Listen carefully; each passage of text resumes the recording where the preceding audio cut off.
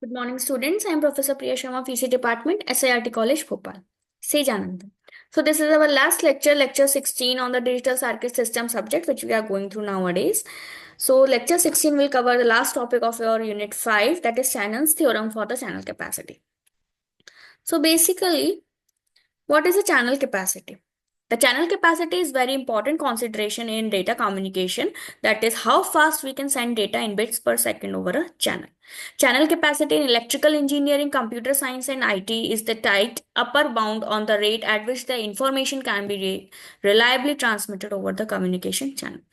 Channel capacity is the maximum data rate transfer per second. So the basic mathematical model for a communication system is the message is sent through in an encoded form by an encoder. It is passed through a channel and it is decoded at the receiver end, and maybe not the original signal, but the estimated message can be generated through our communication. So the maximum data rate limit over a medium is decided by the following factors. First, bandwidth of the channel, second, signal level, and third, the channel quality or the noise level. So two theoretical formulas are developed to calculate the data rate. One is by Nyquist for a noiseless channel and another is Shannon's for a noisy channel. So for a noisy channel coding theorem, if a bandwidth of channel is B, which carries a signal of L number of levels, then the maximum data rate is given as R is equals to 2B log to the base 2 L. As a maximum data rate without an error is called as a channel capacity, so C will be equal to 2B log 2L bits per second, or C is equals to R max bits per second, as we can simply increasing capacity using increasing in level. So given that a source of amp equally likely message with amp greater than 1, which is generating information at a rate R, given that a channel of capacity C exists.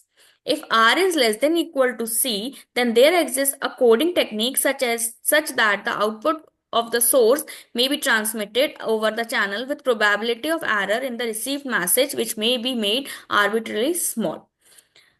Given a source equally likely message with amp greater than 1, which is generating information at a rate R, if R is greater than C, then the probability of error is close to the unity for every possible set of amp transmitted signals.